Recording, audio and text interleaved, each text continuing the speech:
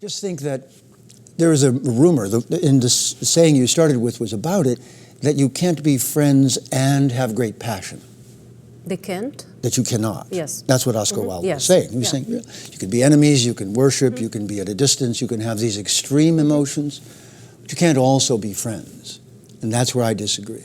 Yeah, that I really wanted to know what you think of that. Yeah. I really am certain that friendship should happen at the beginning, and that if a relationship ever doesn't work and falls apart, you should go back to being friends. Yes. So I would say, there's an old saying, friendship with privileges and benefits, you could say. So I would say not only friendship with benefits, but friendship that's so strong that you really like each other just because of who you are. Yeah. Not what I get from you, or not just that thrill that you can give me. Well, isn't this true that we don't have to like everything about a person in order to love that person, right? Well, that's an interesting question, because we have to ask, what are we exactly loving? And this is where the ancient knowledge comes in.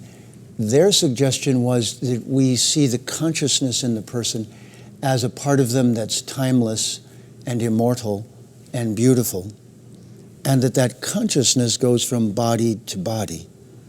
So in your last life, you could have been a man, and I could have been a woman. Yeah.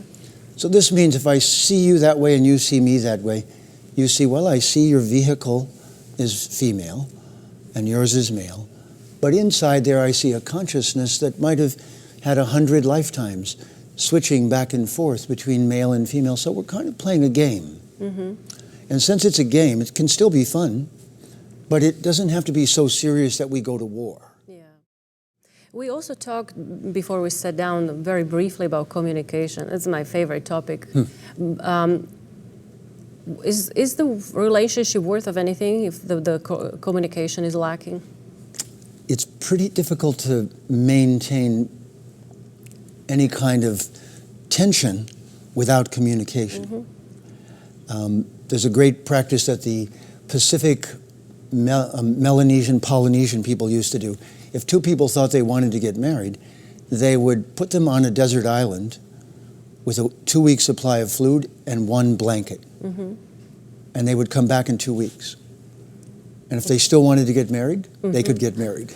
What more than if you live with someone all the time, wouldn't it be your responsibility to give them a lot of smiles and a lot of hugs and a lot of appreciation and a lot of I love yous? What about the other one is not a good receiver?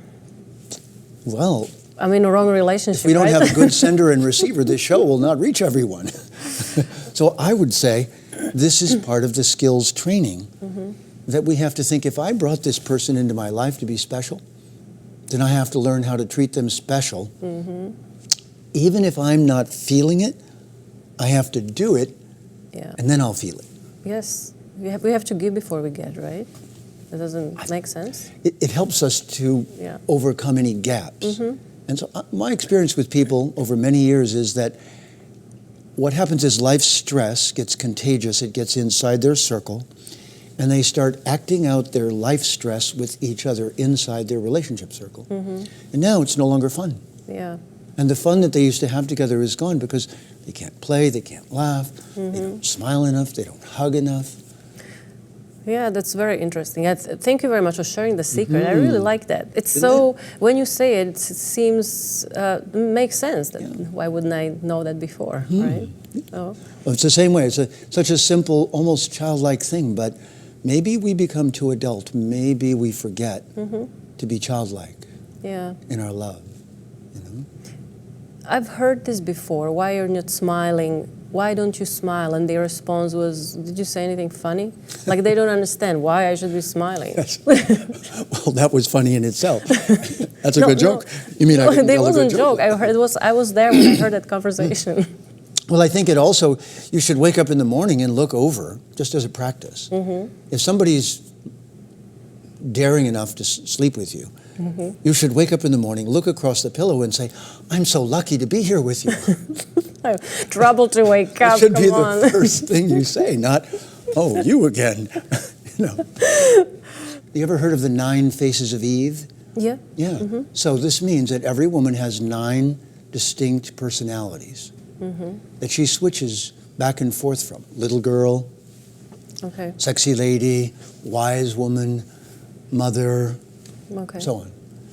Truth teller. So she has these different personalities, and a man is supposed to be smart enough to know when she switches, to pay attention, Okay. and he's supposed to be willing to learn, so she'll help him. She'll say, I'm the girl right now.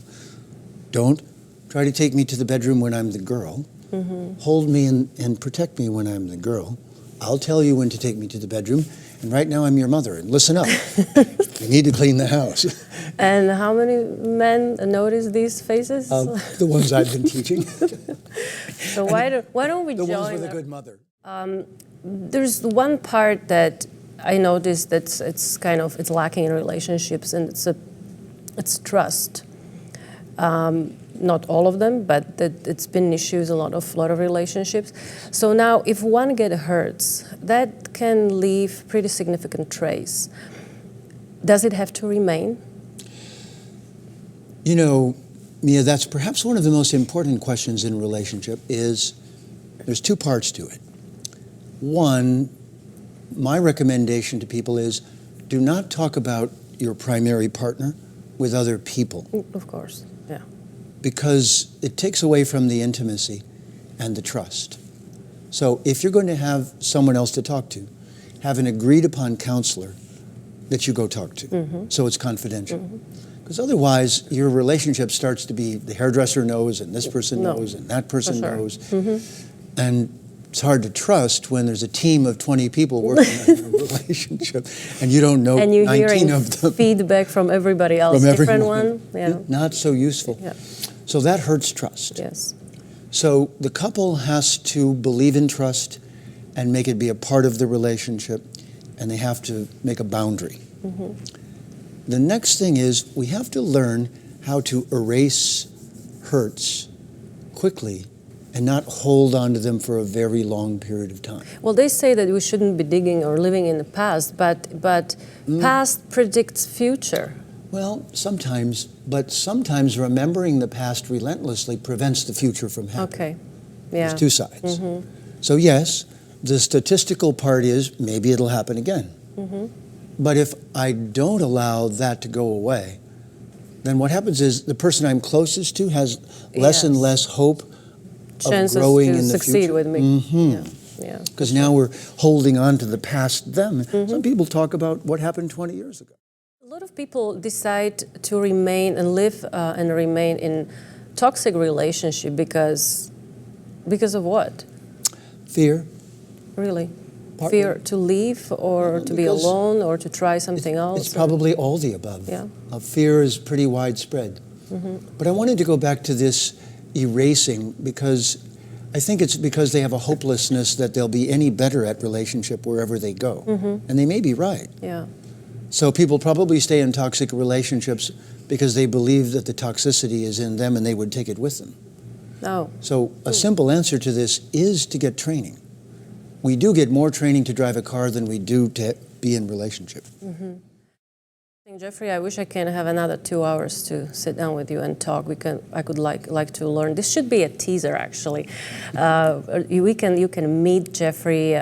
You can hear what he's saying.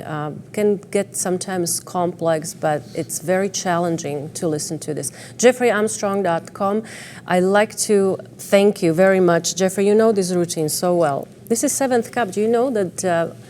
To sign, please. Of course. You already signed 2, 1st and 3rd. I haven't seen you for 2 years. Can I sign my whole name? This is the only way.